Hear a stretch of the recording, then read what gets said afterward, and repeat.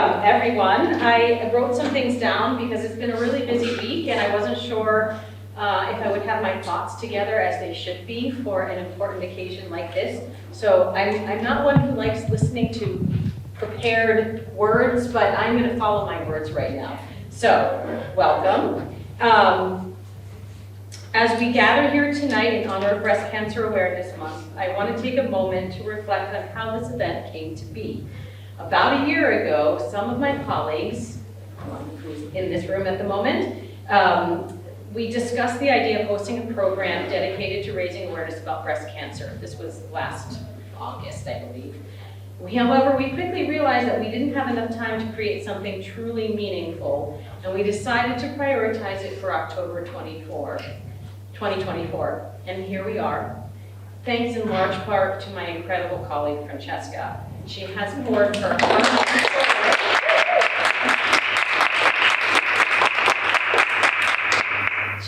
heart and soul into organizing this event, and her dedication is even more remarkable considering her own journey with breast cancer.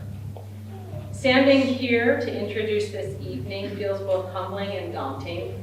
I don't have personal experience with breast cancer myself, but I have seen its impact through close family and friends, some of who are survivors and others who have bravely fought and lost their battle. Their stories motivate us to have important conversations and to support one another. Tonight, we are privileged to hear from our esteemed guest speakers, Dr. Jessie Casabon, and I hope I pronounce everyone's names correctly, a breast surgeon at Bay State Health, Lisa McCutcheon, did I say that correctly? Okay. A certified lymphedema therapist from Cooley Dickinson Hospital, Chelsea Klein, director of Cancer Connection, and Rachel Levy, coach of the Paradise City Dragon Boat team, of which I hear a lot about from Francesca, and I so admire you all. Each of them brings valuable insights and experiences that will help us better understand breast cancer and its implications. In addition to our panel discussion, I'm excited to highlight some of the other events taking place in this library this month. In our children's room, we have an exhibition featuring illustrations from the children's book, The Hope Tree, Kids Talk About Breast Cancer. It's really beautiful. And in our conference room, that's the room next door, local artist who is here with us today, Malika Ross, is showcasing a selection of her works from her Visibility Project. And we'll be leading an art making workshop on October 16th for cancer survivors, their supporters, and caregivers in our makerspace on the second floor. So thank you all for being here this evening and for your commitment to this important cause. And together we can now explore all the things you want to know about breast cancer, but we're afraid to ask. We have, Francesca gathered questions from perhaps people in the room and others of topics that they want to have asked. However, since we have people here, I want to open the floor and give you the opportunity if you have questions that you want to pose to our panelists, and you can either direct one specifically to one of the specialists, or they can take turns answering the question. If you prefer me to start with one of the questions that I have on the list, I'm happy to do that. Maybe just get the ideas flowing, the questions flowing, and then please feel free to jump in. And I'm assuming that if you have your own personal experiences or responses to the questions, that's also good to speak, not just with the specialist, but amongst each other. Okay, so I'll start with the first question.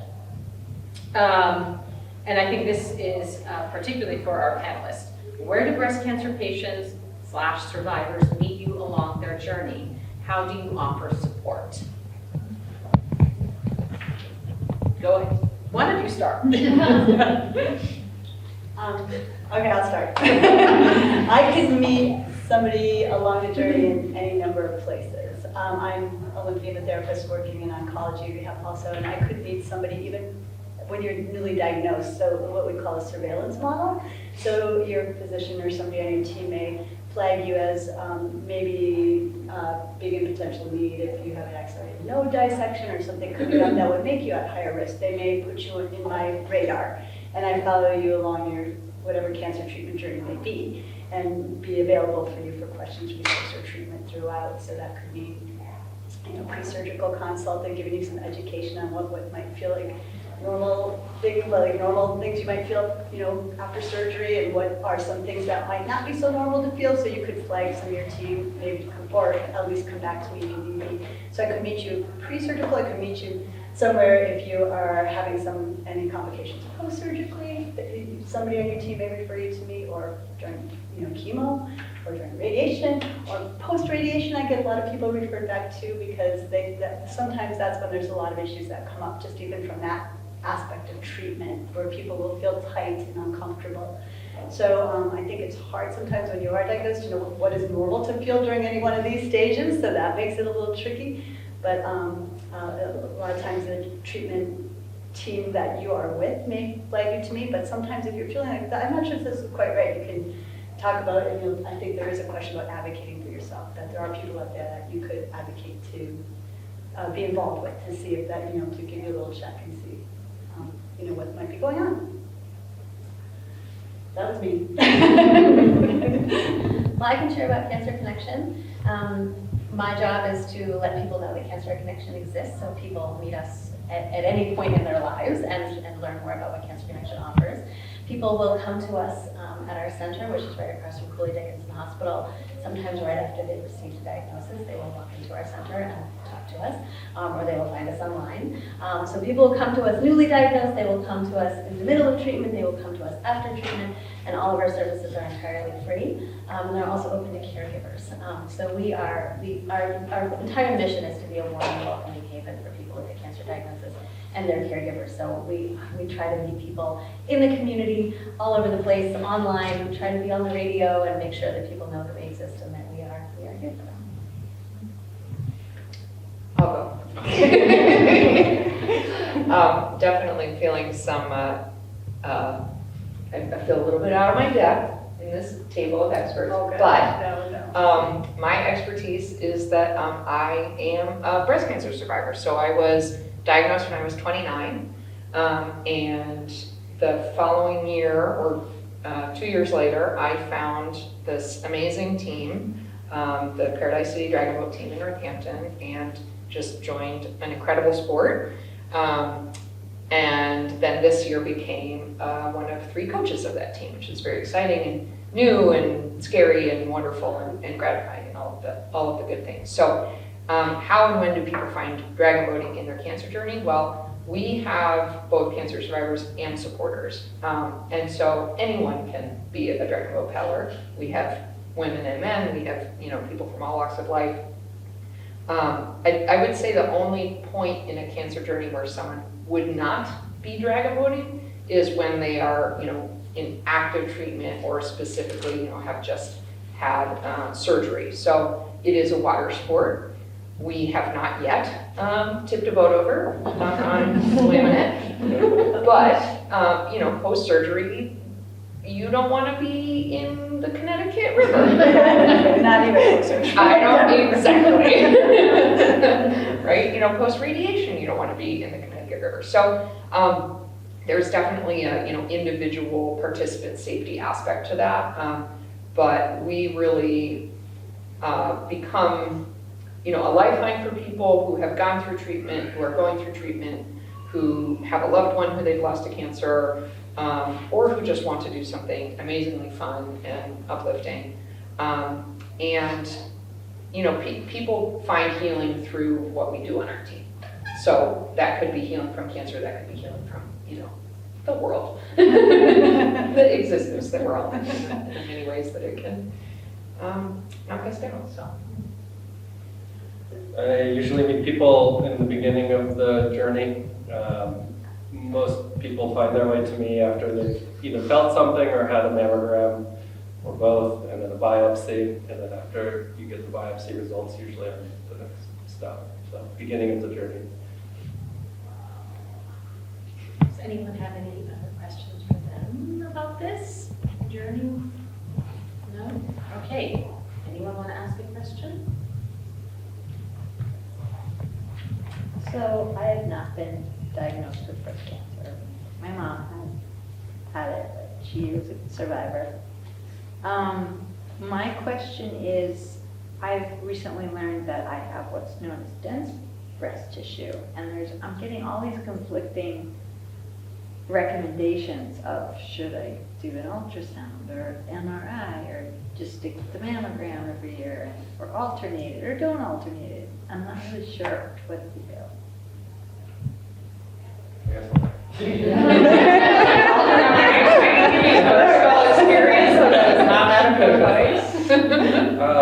So it's a tough thing because a lot of the times we will find the dense breast tissue. The new mammograms, which are called the tomosynthesis or 3D mammograms, do better at seeing through the density. So that's going to be one thing. Most of the mammogram units in the area are those tomosynthesis machines, so they will work a little bit better. But then the follow-up question is actually, what is your lifetime risk for breast cancer? So and this is seen by insurance companies as greater than 20%. And you've probably seen on all the flyers out there, they say 1 in 8 is 12%, which is considered average. So once you're considered high risk based on having a mother with breast cancer, and you're above that 20%, the insurance companies will pay for you to do mammogram and MRI. The problem with MRI is it's a pretty difficult test. You're face down with an IV and it takes 45 minutes. And it usually finds things that you sometimes don't want to know about, so it leads to a lot more tests. So you might not want to do MRIs, but MRI is a great test for finding cancer. It just finds too much. If you're under that 20% lifetime risk for breast cancer, you can do the ultrasounds in addition to the mammogram. Both MRI and ultrasound work best if you're doing them with mammogram too. So most people who are doing additional tests would do one every 6 months. But it's kind of up to you and how interested you are in staying on top of this.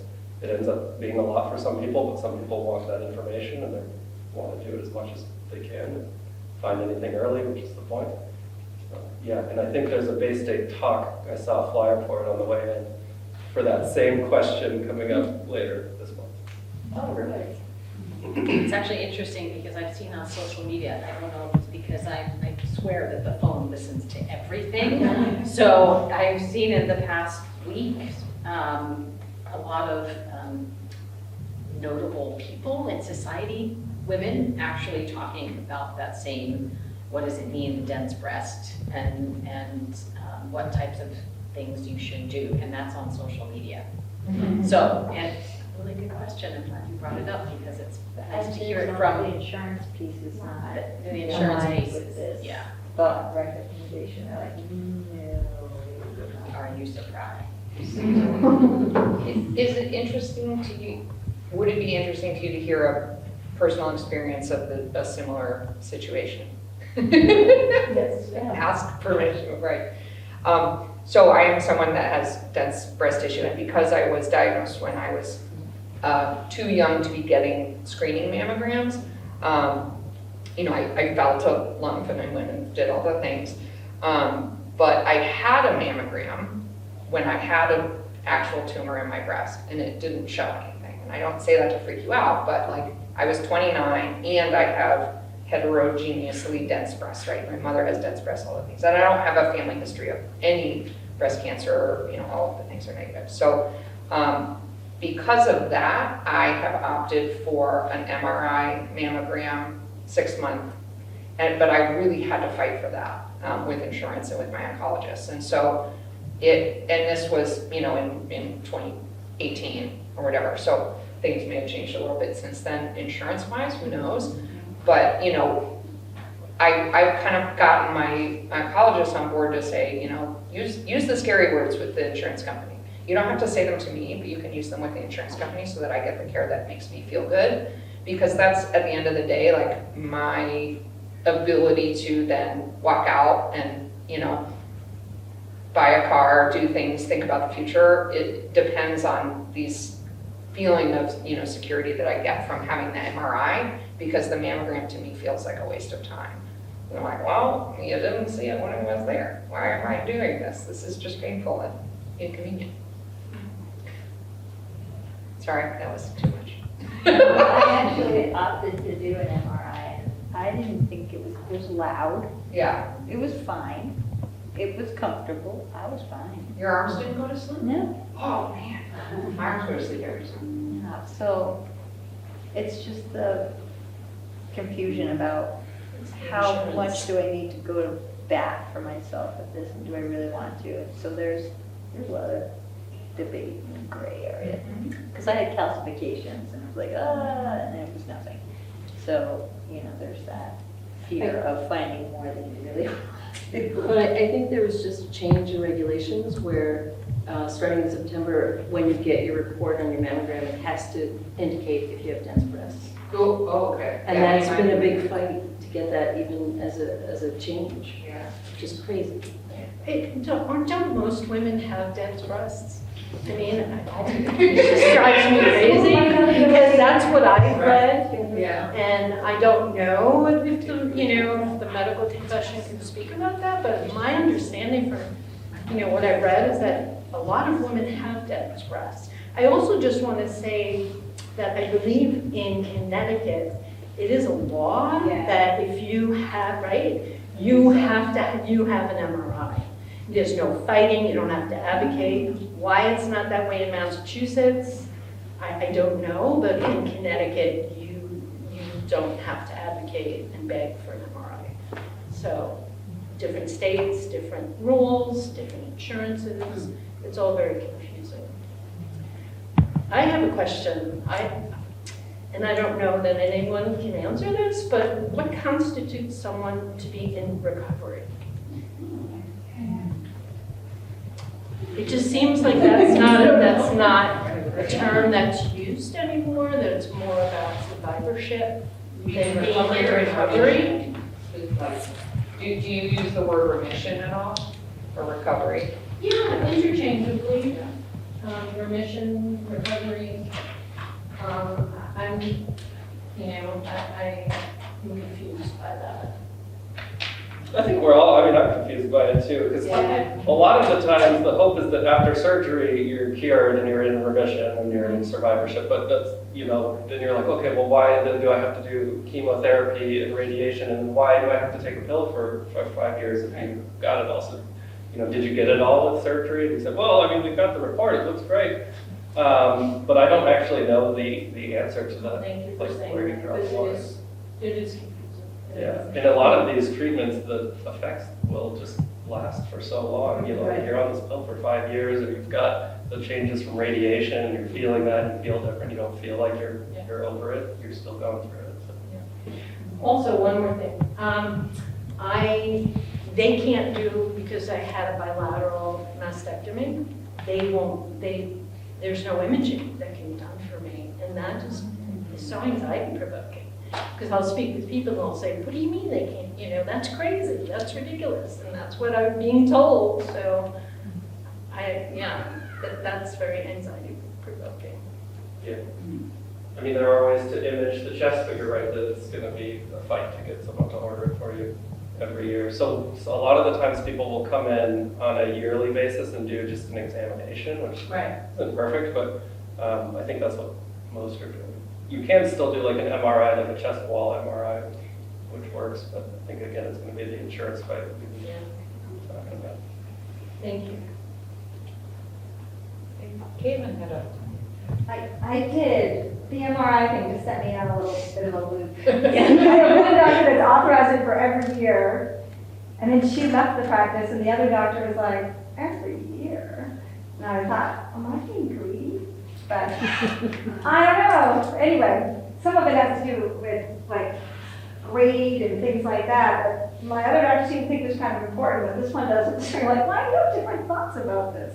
You should have the same thoughts about it. But I guess maybe, who knows? Everyone has different experiences. So one question that I have, and this is a weird question maybe, but so a lot of things happen pretty quickly when you have a diagnosis. You have to make big decisions about to get reconstruction and anyway, sometimes after a little time you're like, what did I do?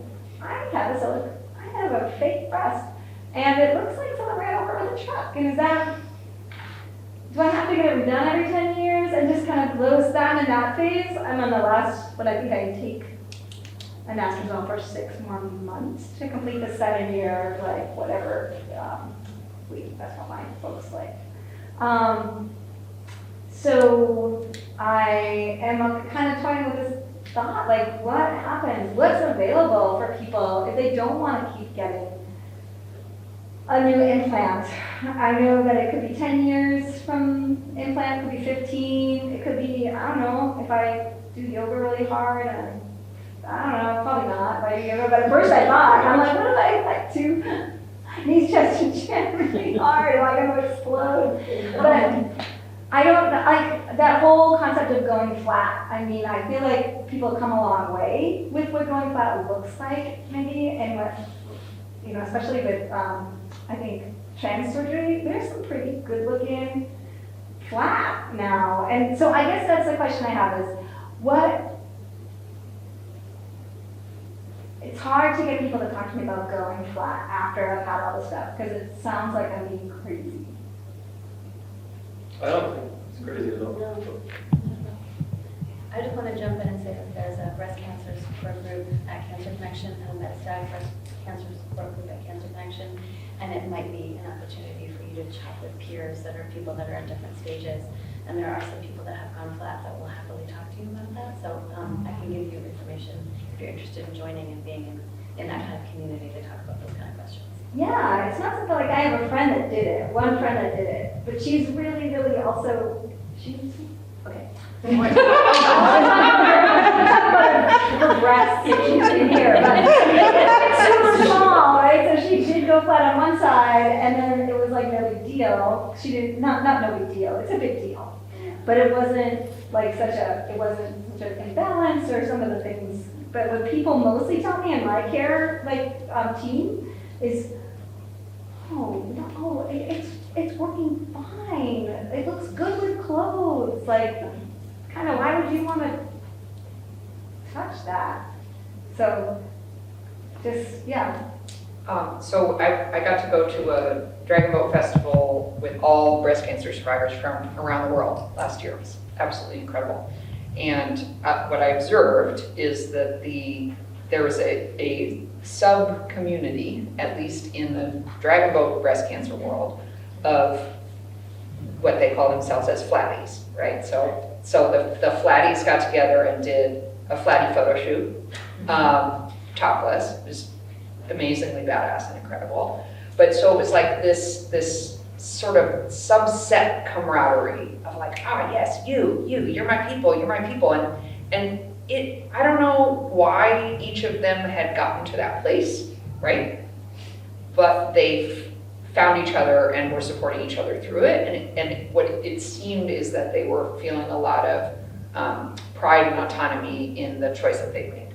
And so that, like, I did this for me, not for everyone else, right? Because I don't know, I just had a lumpectomy, so I didn't have to go through this, but what part of it is about your comfort and what part of it is about other people's comfort, right? And like, that's something that as a survivor I've struggled with a ton in various other ways, like being bald. And, I'm gonna put a hat on because it makes you uncomfortable that I'm bald. My head's hot, right? Like, so I don't know, if I were in your shoes, that I think that would be the thought process that I would be going like, what part of this is for me versus for other people's comfort? I don't know. They seem to have a great time. And we have a member of our team who has paddled topless as well. She's also flatty, and she's like, God, it's freaking hot out here. She rips her top off, puts her life jacket back on, picks her paddle up, digs in. So, there's a warrior aspect to that choice too. I think it's pretty awesome to see, but very personal choice, of course. Yeah, I think you bring up a good thing. You hear some people who've gone through various choices and make their choices based on what sometimes feels good for them. And I just had somebody come and it kind of just floored me. They were going to have, they were mostly flat. There was a different procedure, lollipop procedure or something, just a little bit was, they were able to take the tumor out, leave it just a little bit, but mostly flat.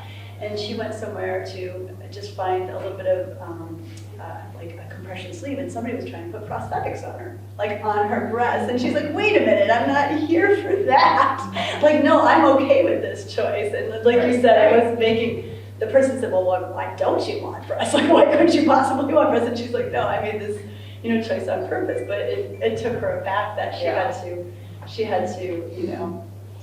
rationalize her decision to this person who was trying to put an implant or a prosthetic on top, or not an implant, or a prosthesis on top of her, to give her a breast that she purposely decided she didn't want. Right. So yeah, it's a personal journey. Was there someone in the back wanted to add something? I didn't know if the deep flap was an option after implants. I don't know. Is it? Yeah. Okay. Yeah, so your options, if you have implant reconstruction now, would be to keep them, go flat, or do a reconstruction using your own tissue. Not everybody's like a candidate for deep. I wasn't.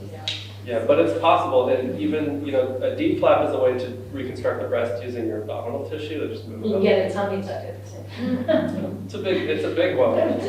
Silver It's a linings. very big one, Yeah, it's a big A lot of, surgery. But there are different options too, like sometimes they'll use tissue from your back, sometimes they can pull it from the side, talking about Yeah. these. Whatever, But it is hard sometimes because you feel kind of pressured to make a decision, and you're dealing with all this information, I think, is over here. And it's hard sometimes when you're in the midst of it. It's quick. Yeah. And people are proud of what they do, right? Understandably. My plastic surgeon was pretty excited about it. Just let that one land. Like, yeah. So we had a couple of new people come in, and this is open conversation if you want to ask questions. Otherwise, I have questions that were provided by possibly people here, but other people as well. So just wanted to let our newer people know that that's kind of the model here. And there was a hand here in the front. Thank you so much for being here tonight. I really appreciate it. I'm curious, based on your experiences and your understanding of the experiences of others, what is the very first thing I should do if I receive this diagnosis?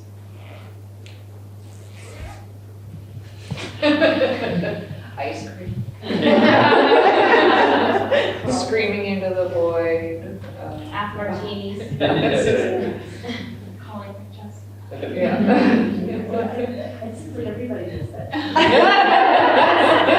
Aside from that, in all seriousness, that's sort of I'm paralyzed by that idea, as if I wouldn't know what my very first step should be, and I'm just curious as to what you've heard from others. Okay. I think, it's going to hit you, right? You hear those words. I think about that every day. I think about the incidents of how it could happen. I could be that one phone call away, and what would happen? And I'm like, okay, who do I know that had a really good surgeon? Who do I know that had a really good oncologist? Where would I network? So, I don't think it's, I'm sorry you get a lot of phone calls, Francesca, but I think I would reach for the community that I know that have had some sort of experience to know if they felt comfortable in their treatment team, and at a certain point, you do give it up to the experts. I hear other people say, I've had to give it up to the expert because I go crazy Googling things. Yeah. And at a certain point, these people are very good at what they do. And so I think if just speaking from what I've heard other people say to me, and if I had the phone call, I would network. I would network for the people that I know. That's just my personal opinion. I don't know if you guys want to do that. I would start taking notes. Or bring somebody with me. Yeah. Yeah, that's true. That's a really helpful practice, but it depends on who goes with you too. Like, some people are good at taking notes, some people you have to make them feel better in the appointment. But so it's like information overload. And so just writing things down and then being able to ask about them later or look them up later, There are a lot of stuff, because you get lots of Yeah. what kind of cancer is it? Is What it- grade of cancer Right, is it? is What- it possible to hire a case manager at the get-go, somebody who could be with me for go ahead. No, I don't know. I sometimes ask people if they have something like, do they have a navigator on their insurance plan? That kind of helps. Sometimes people do, sometimes don't, because they can kind of help with that insurance authorization angle too, if they can find somebody within their group. So, sometimes I'll do that. Sometimes there are great social workers or community resources too. Well, yeah, that is the first thing you do, is you walk across the street to Cancer Connection, and then you sit on the couch crying for, an hour. I actually got, so, yeah. We have people on our staff that are trained to be very gentle, active listeners. They're called befrienders. And time with them is totally confidential, and it's one-on-one. You can reach them by email, by phone. You can come to the center and have an appointment with them and sit in our living room. And their names are Joanna and Sherry, and they are lovely. So please reach out to Cancer Connection, because they hear it all, and they are really well trained to be present and loving and gentle and really listen really deeply. And that is the network. Yeah, and they will tap you in and say, have you talked to this social worker at this hospital? Do you know about this thing? Like they have lots of resources at their fingertips. Thank you. Does Bay State have nurse navigators? Yeah, I know Cooley does as well. Yeah. Okay. But it is still, I see that it's difficult because you'll come and you'll meet with a surgeon and you'll have this person who's like your person, your nurse navigator, but then you'll finish the surgery and you'll go over to the oncology office and they'll have someone different. So there is some fragmentation Yeah. there. And with us, it's the same thing. Yeah. I think my answer to the question would be just find a team that you're comfortable dealing with, that's going to listen to you and push their treatment. Sometimes you get forced into what the options are for treatment, so it's not easy, but someone you're comfortable working through that with.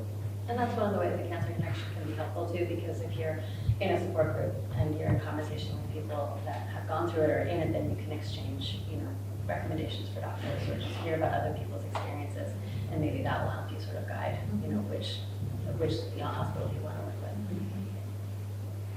Very helpful. Thank you.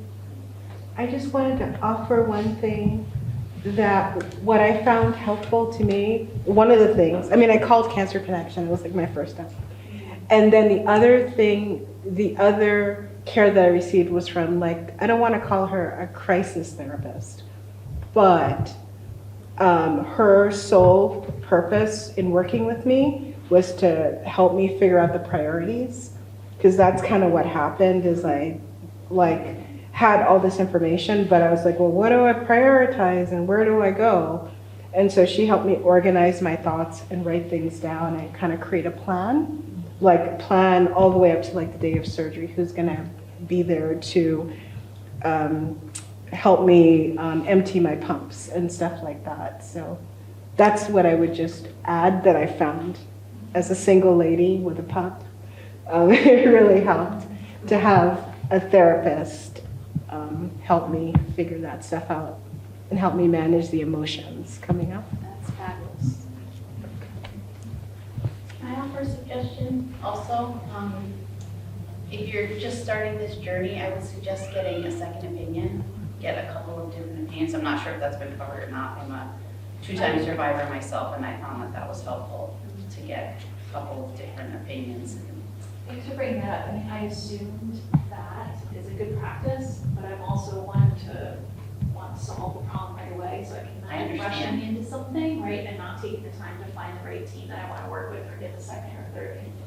So it's important. That's a great suggestion. Thank you. And it's my husband that had breast cancer, so I'm the caregiver. And one thing that was real helpful, I went and I took notes at every stage. And I have everything in a notebook to this day, and he's been doing this for 10 years. They'll ask, what's the last day of your chemotherapy? When's the last day of your radiation? Who remembers all those days? I have them all written down and I could just turn my different pages. And he had a lot of side effects, things from the chemotherapy, from the radiation. It affected his heart and that. So I know all these different things, and he's on a lot of medication. So it's always good to have a notebook. I have a notebook with everything in it, and God forbid I ever lose that notebook. So, and another question I have is the lymphedema. Okay, he had both sides. Okay, one he had a mastectomy in, and the other one they just took out lymph nodes. And the one that he had the mastectomy, he had no lymphedema.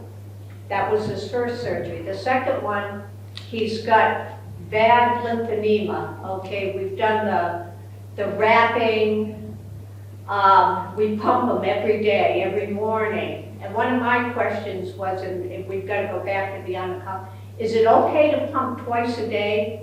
They do see, I mean, there's like not a lot of research that it gives much benefit, but if it makes somebody more comfortable, they can, it's the time. Right, He's in a one thing compression which he is not for, you know, we've done the putting on the sleeve, but we just don't do that because he doesn't like it. It's, you know, he's a big guy to pull him up, and then it cuts him off on the wrist.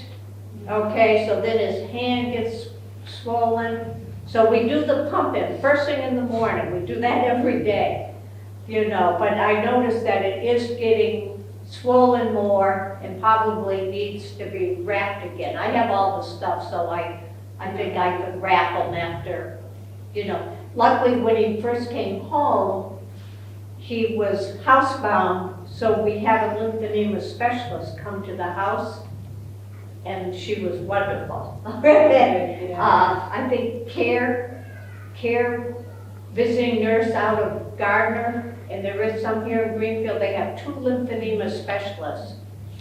So if anyone needs that, That's good, I need their names. They are super. I'm still looking for them, they're like unicorns. Yeah. So There's a few of them, that's, so keep a track of everything.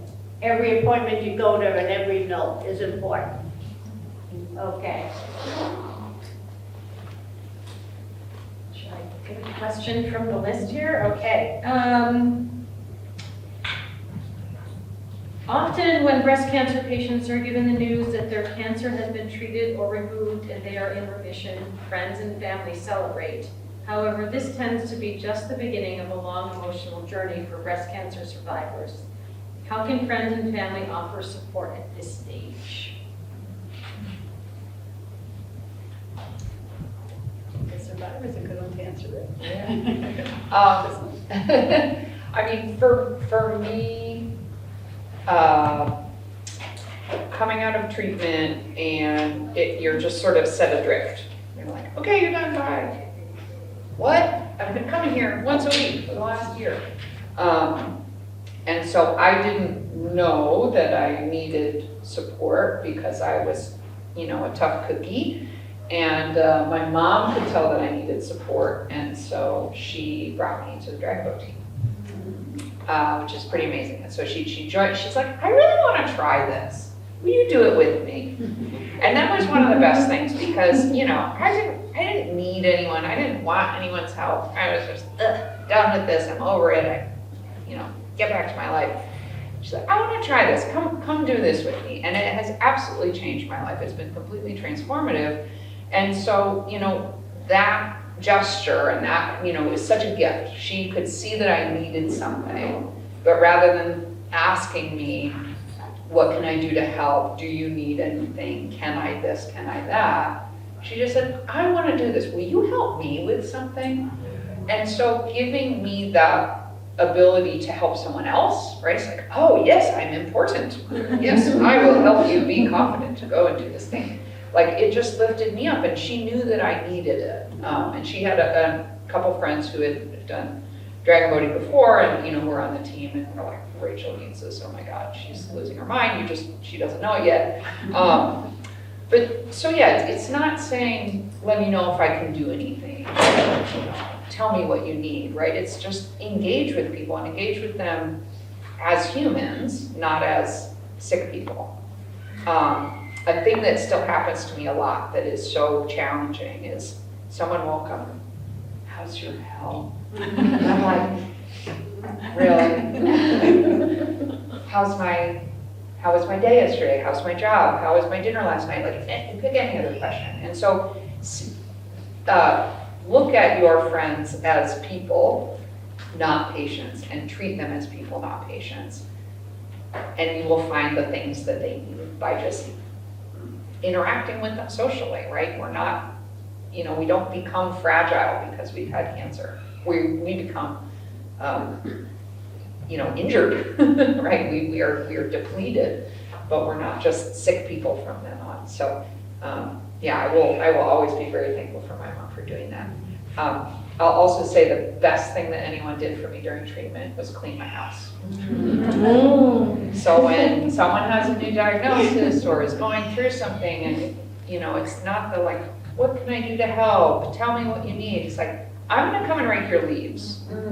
My best friend broke into my house while I was away, literally. She had climbed through a window. She vacuumed, she left food in the fridge, she cleaned my toilet, I was horribly embarrassed. But those are the things that I needed because I wasn't gonna ask for that. And you want people to come over, you want people to, come and support you, but looking around, I don't want someone to come into my house, it's dirty and I don't have the energy to clean it. So she just came and cleaned it, right? I needed someone to come and rake the leaves. So it's just do the thing for the person. Just say, I want to do this, let's do this together. Right? Not, asking for people to ask for help. We don't like asking for help. People think misery. Everybody's looking at me. Anyone else want to add to that? I will add come to Cancer Connections. We Yeah. have lots of fun things. We have a writing group, we have a knitting group, we have cooking classes, we have all kinds of ways to be involved and be in community with people that really understand. So I'm just gonna keep saying the same thing. Come to Cancer Connection. But also we found that once people are through their treatment, that they derive a lot of joy and strength from giving back. So that means getting involved in Cancer Connection to help us raise money, to help us run a program. We have someone who's just gone through their own treatment just about a year ago, and they're offering to start a different support group that has not existed before. So there's lots of room to be involved at Cancer Connection. So I'll just keep plugging Cancer Connection. I just wanted to add one other thing. So I know when I was done with treatment, I think my family and friends were like, okay, you're good, that's it. Yeah. And I think just also checking in every once in a while and just be like, not like, are you okay? But, how are you doing? Because it's not like when you're done with treatment, then you're done with cancer. And so I think just checking in with your friends every once in a while, just to be like, hey, do you want to, or maybe just as an invitation, do you want to talk about it? Because I think for me, my friends were they were so scared that I was going to die, even though I'm not going to die. But then they're like, okay, that's it. Now you're on with the rest of your life, and it changes you. Yeah. And maybe you guys, the people who have gone through the journey can add to this, but I see a lot of people who come after the fact that may have had some I might not have met until after they're having some issues, and they'll always say, I didn't even have time to deal with this. I didn't even have time to emotionally deal with this, so I see people kind of fall apart. Actually, when people are celebrating that they're all done, and they're just like, wait a minute, I'm just now dealing with everything I've gone through because I've been pushed through the cog of the machine, I've been pushed through the machine of treatment, and now I get a chance to kind of really face wow, I can't believe I had to go through that. And so I see that part too, and just, I don't know, not probing in that point way, but being able to be an active listener, it seems that is helpful too to people who are then just processing everything at a different point sometimes. And I think there's a difference between asking someone how their health is and how they're doing, right? Like Suzanne was saying. So, when someone says, oh, how's your health? It's like you're asking me to make you feel better that I'm not actively dying right now, right? And that's not really helpful to me. But saying, how are you doing with this? Yeah. Oh my God, well, I'm, a wreck, or I'm this, or I'm that, or I, just burst into tears in the grocery store the other day, right? It opens the door to have that conversation if you're open to it. But, yeah, that's...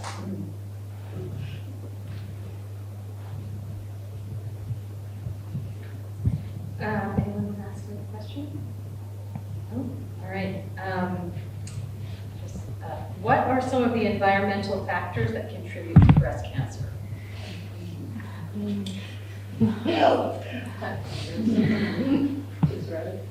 This is a tough one too, because we don't, the physician community, we don't acknowledge a lot of these for people, and I think people always have this question, but I think the problem is that we don't understand the answer to it well. I think most of us agree that it's probably not good what we're doing, all of the microplastics and all of the processed food and all of the smoking and the secondhand smoke and the alcohol and all of the food products that contain different levels of phytoestrogens and stuff like that.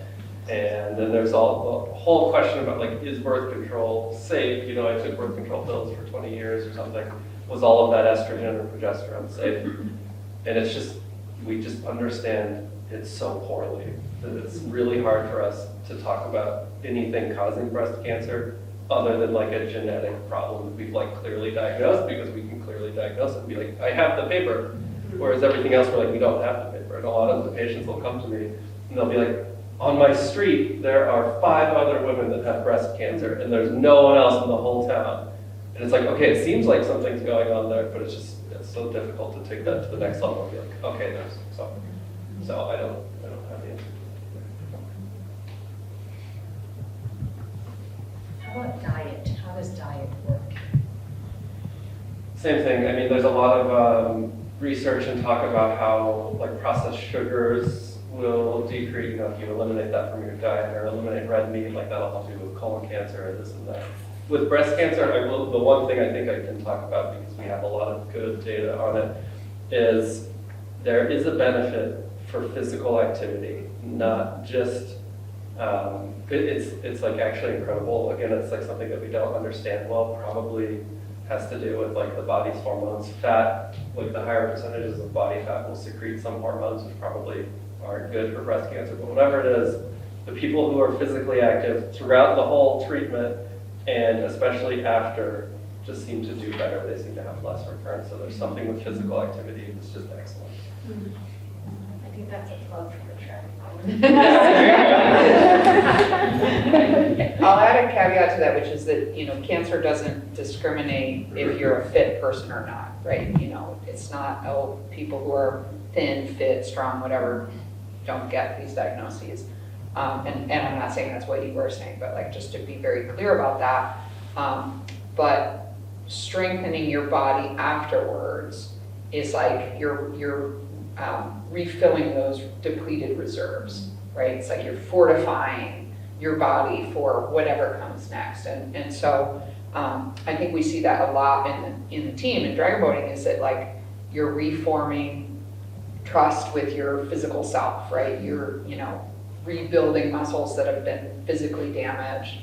Of course, there's a lot of mental health aspects to exercise as well, and you know, the camaraderie of being on the team. But yeah, that's awesome to hear that in the research that it's really showing positive impacts, and not just like walk every day, but do vigorous exercise. Yeah, it's like very specific guidelines. Yeah, that's awesome. But it is true what you're saying too. I have a lot of people that come in and they're like, I feel better than I've ever felt in my life. Like, this makes no sense why I'm here. Vegan, I do that. Yeah, working out more. Exactly. You can't, I mean, Let's see, there's some really fantastic questions. It's really hard to decide. There was a question, what's the deal with lymph nodes anyhow? Why do they play such a large role in breast cancer? Oh, this is a great, it's a really, the answer to this question is so complex, but it actually started getting answered more than 50 years ago with data. And so in the beginning of like the modern era of breast cancer treatment, we removed all of the lymph nodes for everyone because it made us feel better. We felt like if we're removing lymph nodes, because that's where breast cancer spreads, it's kind of the answer to the question. Breast cancer almost always spreads first to the lymph nodes. So it's like, if we take them all out, we got it. And then we started getting the data back from these studies when we stopped taking out all of the lymph nodes, and we're like, oh, people actually do okay if we don't take out all of the lymph nodes. But then what happened was we started using the information of whether or not it spread to the lymph nodes to guide the additional treatments. So for a long period, it was like, if it spread to the lymph nodes, you need chemo. Or if you had a mastectomy and it spread to the lymph nodes, then you also need radiation. So it's like, we need to know, so we're gonna take out all of the lymph nodes to answer this question of did it spread, yes or no. But then around the year 2000, and we got it from someone in a different cancer setting, but we figured out that we could inject the breast with some dye that would go up to the lymph nodes and just show us the ones the cancer would probably spread to first, the sentinel lymph node. So then we were like, okay, well now we don't have to take out all of the lymph nodes. Taking out more lymph nodes equals more risk of lymphedema. So we were like, okay, this is exciting. Now we can just take out a couple and we'll still be able to answer that question. Did it spread to one of these lymph nodes? If yes, then we can probably do more treatment, radiation, chemo, whatever. But in the modern era, building on like now 50 plus years of data, we recognize that taking out lymph nodes doesn't make people do better, even if you're taking out lymph nodes that are positive. And so that's kind of a scary thing because despite that knowledge, most of us can't give up the lymph node. So just because it makes us, we're like, it could be there, so we should take it out. But the other thing that's happening is we used to use it to answer that question of like, do we need to do chemo? But now that is getting answered based on what type of cancer you have, and sometimes a genomic test or looking at the cancer's DNA to be like, oh, what's the chance that this is going to come back and how is chemo going to affect that? That's called oncotype. So now it's like, well, why are we taking out the lymph nodes then? Because you're going to figure out the chemo question with the oncotype. So, but the answer is this is a huge sticking point that we often discuss in our own treatment teams. It's not going away anytime soon. In Europe, they just published a study not taking out any lymph nodes. Instead of taking them out, they would just do an ultrasound, and if they looked suspicious, they would biopsy them and answer that question, did it spread to the lymph nodes? But the US isn't there yet, but that's coming. Yeah, because lymphedema is terrible. Yeah. But they would, if they found positive lymph nodes, they would still be removing those lymph nodes, right? Kind of. About 10 years ago, there was a study that came out called Z11, American College of Surgeons Z11, and it showed that if you took out some lymph nodes, a sentinel lymph node biopsy, and they were positive, as long as they were only a little bit positive, there wasn't like a lot of cancer in there, they could just do radiation and people would still do fine. So that was one of the steps in this journey where they're like, oh, well, we found a positive sentinel lymph node, but we don't actually have to take out all the lymph nodes anymore because people aren't doing any better. And what's actually happening is we're recognizing that the other treatments, like those hormone blocking pills or the chemotherapy, are actually doing the heavy lifting. It's not like us as surgeons, even though we want to be like, oh, we cleaned it up. It's like the other treatments that are doing better, so we can start backing off of like how much surgery we're doing. But yeah, so that was about 10 years ago we started anyway. And so it's hard to know. It's like, and it's so different for every single person in every situation that I'm kind of like making a generalization out of something that's very, very complex. So this doesn't apply to everybody, but this is where it's going. We're getting away from axillary surgery. I have a question to the doctor. The Lupron shot. Okay, my husband gets the Lupron shot every 3 months. So just explain that. You know, I probably had it explained, but it affects them afterwards and... Yeah, so it sounds like he had the type of breast cancer that was dependent on hormones to grow. Yes, he's estrogen positive. Yeah, so they're trying to take him and make his hormone levels as low as possible. So it's just a shot that is going to prevent hormone conversion to estrogen. So it's Not just, the same. yeah, it's a terror, yeah. It's people feel, go. Maybe I just feel that all the time. I get it every month. I think it's just my normal now. So 7 years. So you get the shot every 3 months? I get it every 1 month. You get it every 1 month, wow. Because I do notice a difference in his moods and that after he gets a shot sort of thing. I don't know if it's, you know, they say like he might be a woman going through menopause, somebody said. So, and I do notice after I know, you know, he's coming up to a shot here in November, and I do notice about 3 weeks afterwards, stay clear of him. Yeah, I think you have to ask my husband for information. And he doesn't think it affects him, but I'm, wow.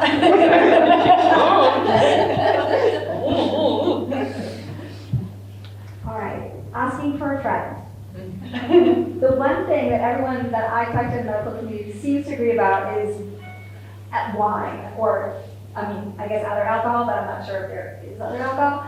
Like, they seem pretty enthusiastic about the fact that not drinking wine is a good thing, and that is linked to a lower chance of recurrence.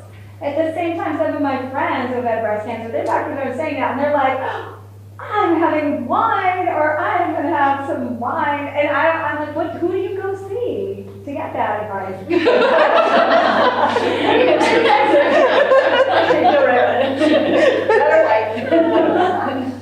It's a good question, and it's like every year a new study comes out that's okay with a different level of wine, and then the one year it's no wine, and the next year it's like a glass a day is okay.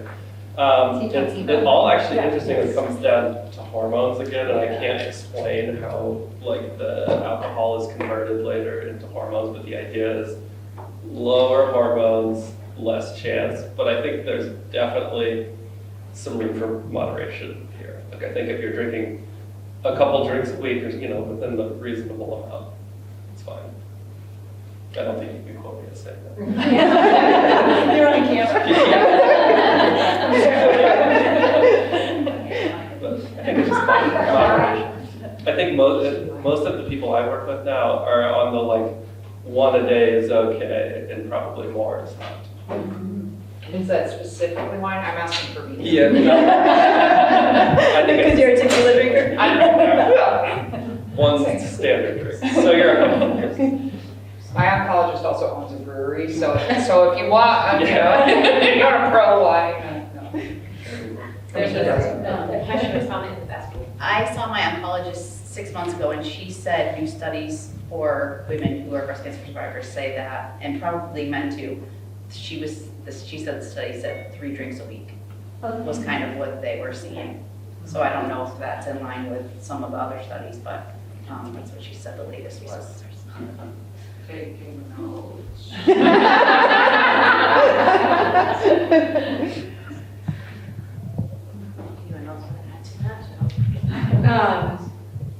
There are many treatments for so many kinds of breast cancer. What is the difference between a lumpectomy and a mastectomy, and how does one decide which surgery to perform? Why would or wouldn't a patient need chemo or radiation? Yeah, that's a tough one. I'll start. I'm not the medical. The first part of that question is we still, as a medical community, pretty much agree that you need to get all of the cancer out. So if you have a cancer that's in multiple spots around the breast, it becomes really difficult to start talking about how are we going to get this out and leave breast. So that, when people come and we don't have that option between lumpectomy and mastectomy, that's usually the reason. It's in multiple parts throughout the breast, and there's no way we're getting it all out with a little surgery. Other than that, when we have it just in one area and it would be amenable to be removed, the option is actually very personal. We have a lot of data that says there is safety in both. Like you're going to live the same amount of time, whether you pick the smaller surgery or the bigger surgery. So it's kind of a question of like what your beliefs and values are. So that's a tough one. I know the other part of that question was chemotherapy and stuff, so maybe I'll leave it. Chemo or radiation?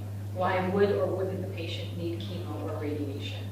Yeah, that was a little bit complex. I'll speak to the radiation one. It doesn't apply to everyone, but usually if we do a surgery to just remove the affected area, the lumpectomy, just remove the cancer, leave the rest of the breast, there's a much higher chance that the cancer is going to come back in that breast.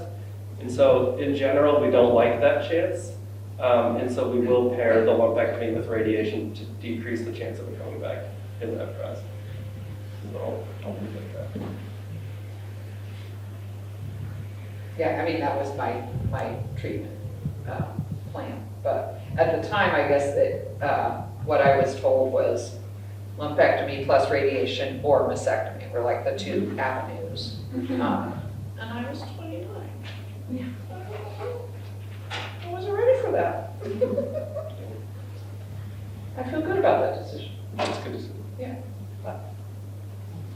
If I may add, the integrative therapies that we have at Cancer Connection, massage and acupuncture, which both serve to reduce a lot of the uncomfortable side effects of some of those treatments, and they're totally free of charge. So that's just another resource that Cancer Connection has that can work in tandem with any of the treatments that people are going through. We also have monthly Reiki nights, which are open to the public. They're first come, first served. We have a team of Reiki practitioners, and they happen on State Street in Northampton. You can learn more at cancer-connection.org. Just thought I'd throw it out there.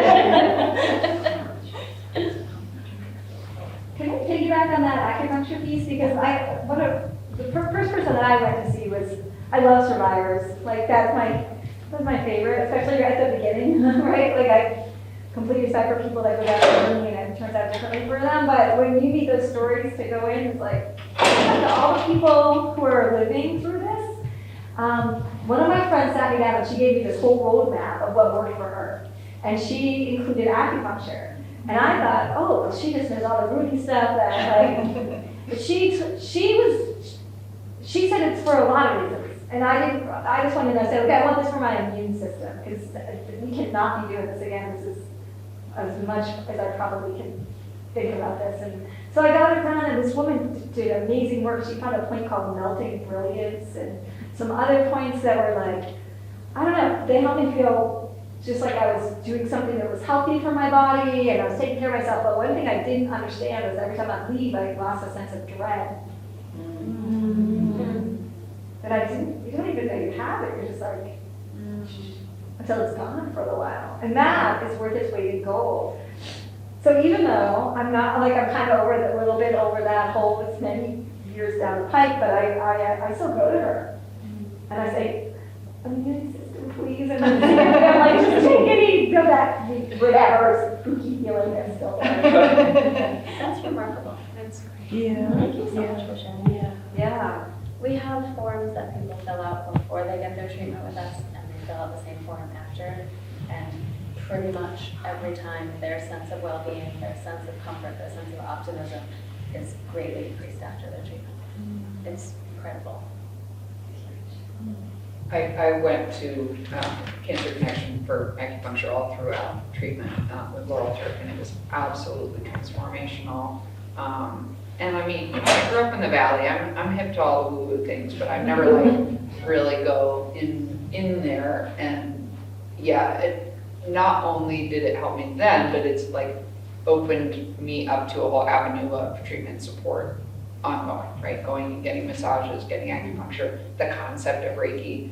My co-coach Allison is living with stage 4 metastatic breast cancer, and she does Reiki, I think once a month with you guys. And it's, you know, it's one of the things that she will not miss that. They're like, oh, you want a meeting then? No, it's Reiki night. Like, it's a piece of her, you know, well-being, and it's become really foundational for her, which is amazing. So, you know, it's any of those things that help you. If it feels good, it's good for you, right? And yeah, Laurel helped me with sleep and, you know, digestion issues. And I mean, she's a miracle worker.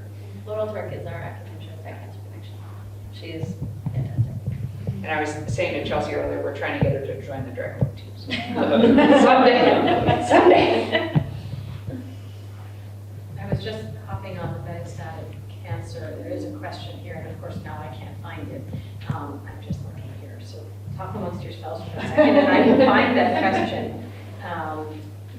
And we will ask that question. Oh, I found it. How can family and friends and supporters assist those living with metastatic breast cancer? Are there educational resources available? And perhaps the definition of metastatic breast cancer for those who don't necessarily understand. I'll do the definition. The other part. So we define, and it gets confusing because sometimes you'll read a pathology report that says metastatic to the lymph nodes. But how we actually define metastatic breast cancer is when it's spread somewhere beyond the lymph node. So it's spread not just in the breast and not just in the, when we say lymph nodes, we're referring to lymph nodes under the armpit. But when it's past those two regions, somewhere else in the body, it's metastatic. And the second question. Sorry, the second question. Yeah, now I have to find it again. No, I'm sorry. It's quite all right. How does one It was, how do you support someone who's living with that? You know, it is amazing to me too, even just as a provider, that I, you know, when somebody has told me that, and initially when I started like working with oncology patients, that somebody would tell me that they got that diagnosis, and then it seemed even scary when I heard that they had it, and if I hadn't seen them in a long time, I wouldn't go, where are they? But there are so many options now. I know somebody, and maybe you obviously can speak more to this, but I had metastatic cancer to her bone, and there are so many other treatment strategies that she's now maybe 7 years with that diagnosis of metastatic. And I've known people even for longer, so I guess sometimes it depends on where it metastasized to, for options, of course, but I don't know in terms of support. I think too, there are, if you have a team of people like medical professionals too, they will be able to tell you, what your options are, and, at a certain point, probably you can talk to this, at some point too, it comes down to comfort and choices too, like what, is it painful, is it not painful, and then plug for Cancer Connection. We have a caregivers and family support group. And also our befriending, which is the one-on-one emotional support, is also, that is also available and open to caregivers, and it is free of charge. One thing that,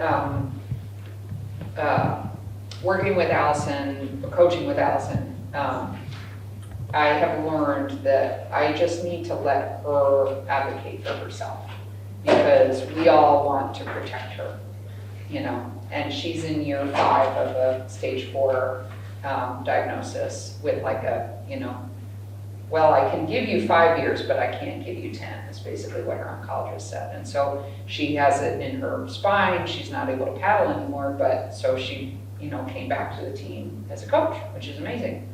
And I learned so much from her just by shutting my own mouth and saying, I'm gonna wait for you to tell me that you need something. She had another spinal fracture about a month ago, and so she was out, out of the boat for a little while. And one of our supporters on our team, whose wife also is metastatic, built her a special seat to go in the dragon boat so that she can come out and still coach, because she can't sit, upright. She has to lean on something. And so it's just this little gesture. He said, I'm gonna do this thing. She's like, no, you don't have to do that. And then he just showed up with it. It was, again, just do the thing for the person. Don't ask what they need, just do the thing. Kind of force them into it. But there's been many times where, I will assume that something is dangerous for her or bad for her or whatever, and I just need to actually listen and just not assume and let her be the advocate, because she's also an adult. She's not a child. But when someone has a diagnosis that is terminal, it's like we kind of infantilize them in a weird way and look down on them in a weird way. And so I just need to say, I respect you as a peer and an adult, and you will tell me if you need something.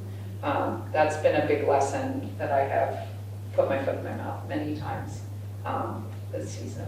But she teaches me a lot. So. And I want to just piggyback on that a little bit, because I feel like having Allison come back to the team to coach has been a gift for us.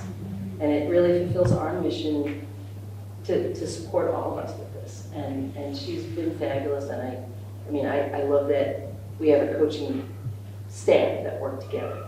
And she's as present as she can be, and she gives us as much, if not more. And as we're looking forward to, we want to do this race next year, and then we'll qualify for this other race the year after, we have to say, she only has so much time, right? So facing that is also an important part of what we do as a team.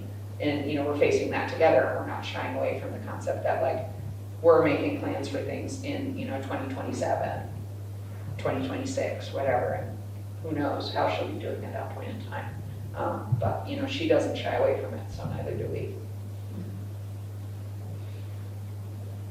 And it's hard sometimes, because it reminds all of us going through it. We have another team member we lost to cancer, and she's still very much a presence on our team. And that's hard. That's really hard sometimes.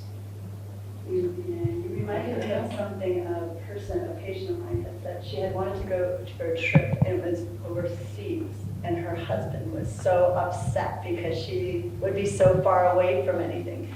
And she said she didn't, it was causing a lot of friction in the relationship, but her sister and her wanted to go. And she went and had an amazing time. So I think, like you said, don't assume that there's boundaries or a shell around a person, and sometimes just listening to their wants and desires matters more. And I think, she had time, she had a great time and came like, okay. And if something would have happened, she's like, if something happens, I'll deal with it there. It's like, I can't, she wasn't putting, for her, she was upset that her husband was trying to put limits on her based on, kind of what he was feeling. He was feeling anxious. Yeah, as cancer patients, often it ends up being about what making other people feel better. So that, for I'll say it all day long, it's giving people the space to experience what they're experiencing.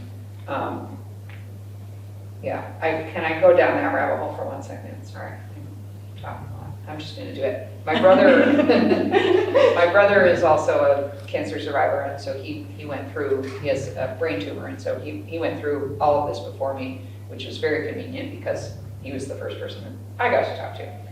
And one of the best things that he said to me in one of these many, many hours of long conversations that we had in the first few weeks of my diagnosis was, feel your feelings.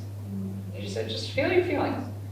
And, I kept that, like, oh, right, I have to just give myself the autonomy to just go feel this and accept it and just get through it.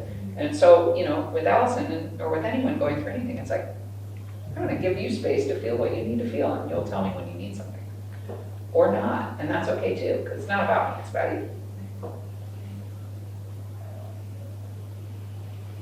Cancer stuff.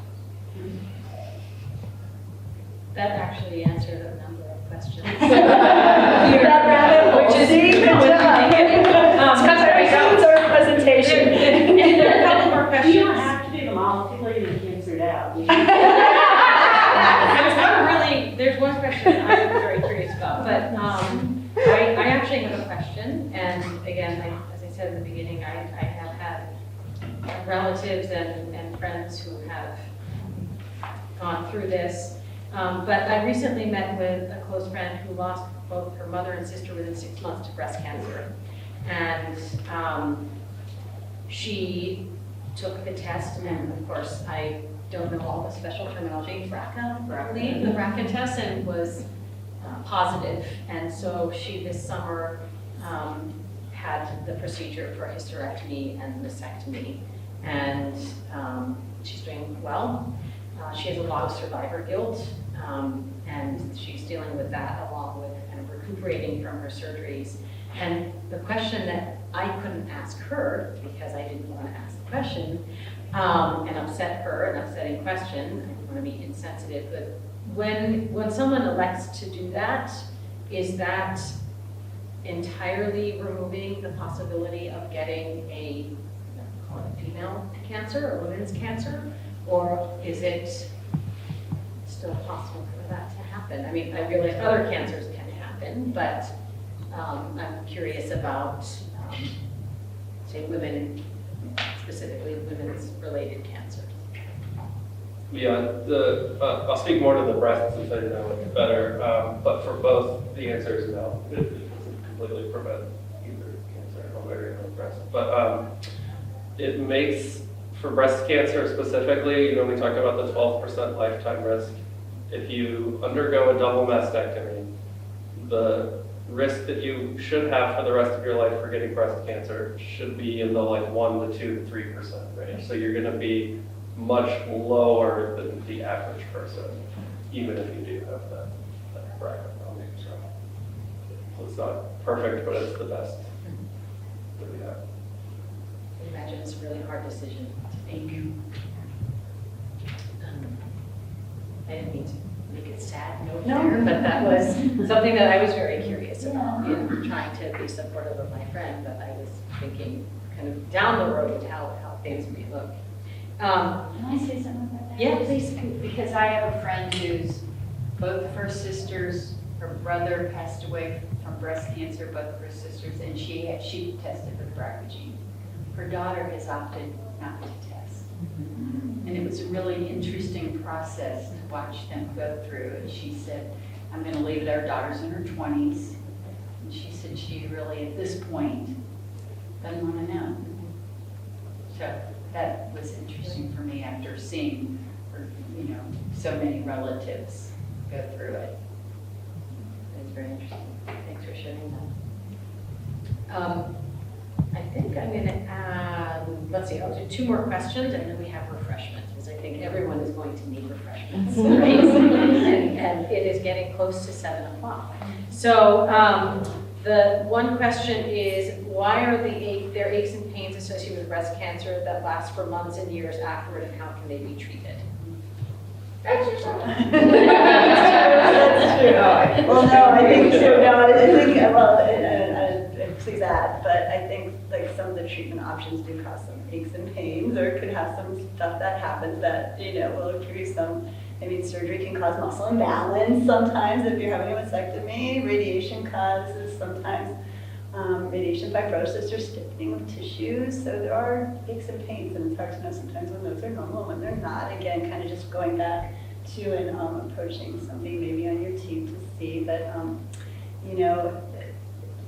exercise is good. That's the one thing too I used to be in the world, like, do not lift weights. There's a lot of do nots out there for lymphedema, and a lot of those are being debunked too, as much as or as little as they know about why something happens. The same thing's happening in the lymphedema world. There are some things that put you at increased risk, but there are also, why does somebody with a sentinel lymph node, I think you said your husband had some issues on the side that shouldn't have had any issues. Yeah. So, there's a lot of research going on, and there's just a lot. I think there's a lot of individual factors, right? There are time factors that he was exposed to, what are other things his body has gone through. But I think, some of the treatments do cause discomfort, neuropathy from chemo, or, different things like that. So what can you do about it? You can try to be active. You can try to seek out a rehab professional of some sort that's, maybe if you're having some sort of aches or pains. I know it's not necessarily normal. It's like an acute onset of pain that you've never had before. That's something to bring up to somebody. But, as far as just kind of feeling, especially in the treatment area, discomfort sometimes, or residual effects, that can happen from cancer treatments. I think that's where they occur. The radiation people even say to our place, radiation is the gift that keeps on giving. Sometimes those issues don't come up until like 2 or 3 months after radiation, when people are thinking that they are done with everything, and then, they start to feel different things that might throw them off in different other parts of their body too, meaning, maybe the way they're holding themselves throws their hip off. So it's just different things. Protective posturing, don't come near me. So there's a lot of things that, just happen along the way, I think. I'll give a little, very brief history lesson on dragon boating and breast cancer and the magical meaning of the two, because dragon boating, the sport, has been around for thousands of years. It has origins in China and all the things. In the 90s, there was a sports medicine doctor in the 80s, sports medicine doctor in Canada who had a woman come to him and said, well, my oncologist, a breast cancer patient, said, my oncologist told me I wasn't allowed to, do any exercise or carry a laundry basket or vacuum or any of these, ridiculous things that they say to women. Surely those are the only things we do with our other bodies. And he said, this doesn't fit with, my understanding of body mechanics, and decided to embark on a study with a group of breast cancer patients to see what sort of exercise they could do without getting lymphedema and all of these other things. And he said, what would be really good for that? Canoeing, right? Like this sort of movement. And he's like, it would be way more fun than being in a canoe, being in a drag boat. Drag boat is huge in Canada and has been, for a long time. And so he put together a all breast cancer survivor drag boat team as a research study. And they not only had an amazing time physically, right? They trained together, they didn't develop lymphedema, right? The results of the medical trial were positive, but they also became a team and a support group and found each other and found this amazing thing and became athletes and became competitive and became driven and like all of these things that they, may have not thought were in their future as cancer survivors.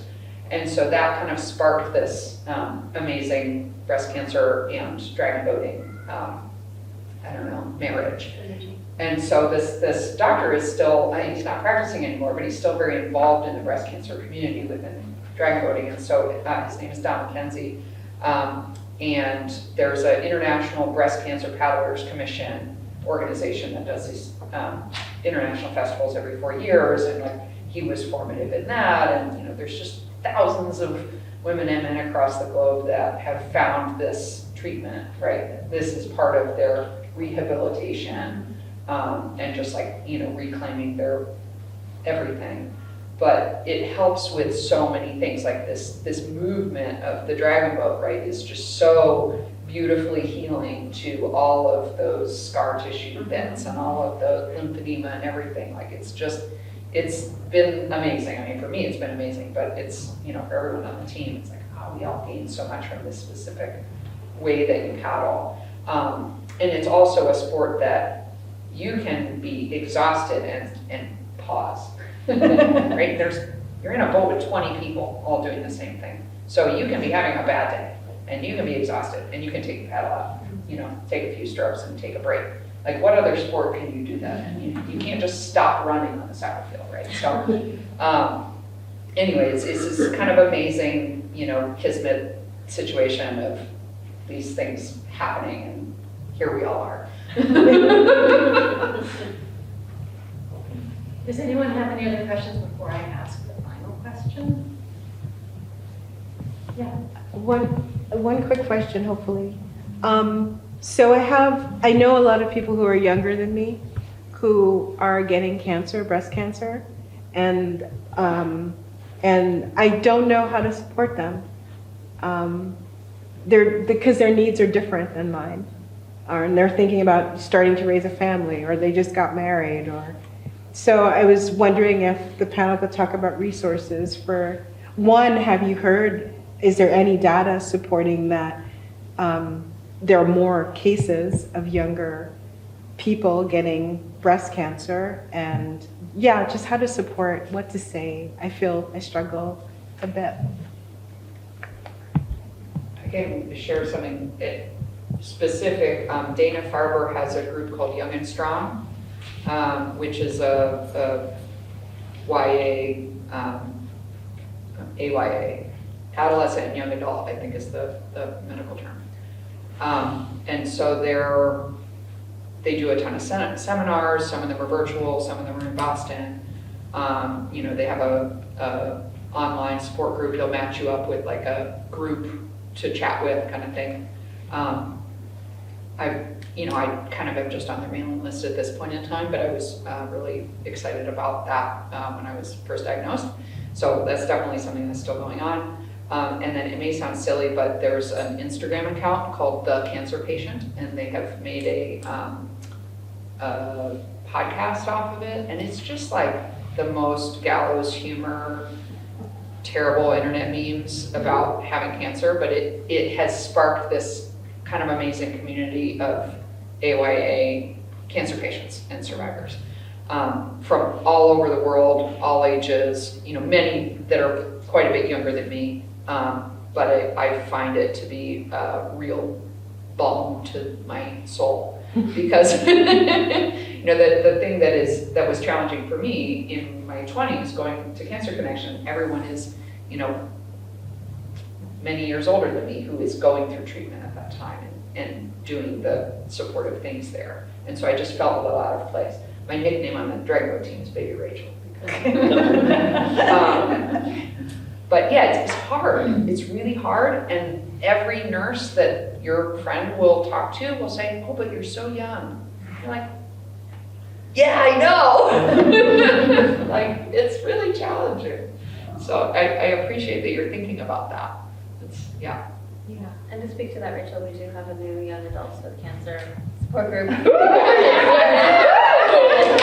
there were quite a few people that were coming to us saying, there's a lot of older people here, and I need my people. So there's a new group that you can find out too. Well, they're not allowed to drag a boat because I have to. I'll tell them. Okay, so this is my last question, and I think that Dr. Casabon is going to have to answer this first because I'm always curious about this. How did you get into your field, and what about it interested you? I decided when I was about halfway through my general surgery residency, I wanted to go into something where the surgical impact was the highest and the complications were the lowest. So I always felt a connection with the cancer patients, just for whatever reason. And I love some of the big operations like you're talking about, like liver resections, but the problem is you have such high complications, people are dying during surgery that I couldn't like reconcile with that as a physician. And so it seemed like with breast cancer, you know, people do pretty well. I know I'm saying that to people who understand that it's much more complicated than that, but they don't often die in the middle of surgery, thank God. And they, you know, just, it kind of like felt like a great just mix of all of that. I also liked that it's so heavily based on data now. Like breast cancer was the example for basically all of the other fields of cancer, like using big studies to answer questions and determine the best way to actually do something, which again started around the 1970s. But breast cancer is kind of like paved the way for cancer research, and I just loved that one to be. Thank you.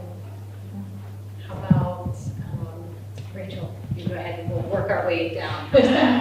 Well, this is not my field. This is not my day job. I work in solar.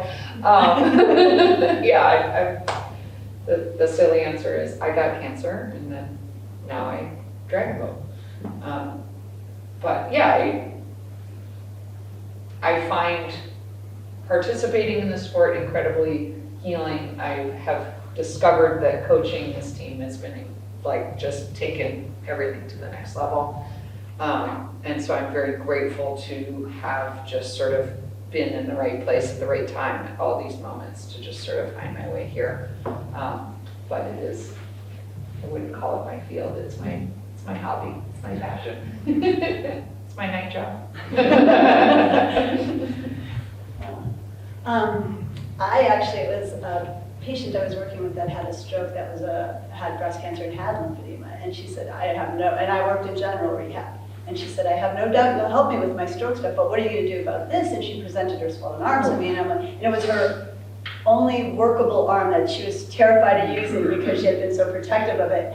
And I was like, oh my, what am I going to be able to help her? You know, it kind of blew my mind because in school I don't even think we actually talked about it that much.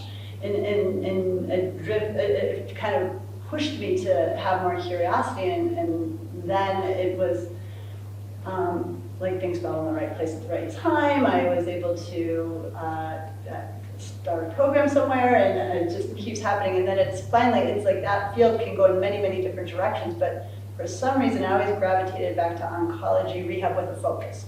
And you know, with breast cancer, a high focus of that group too.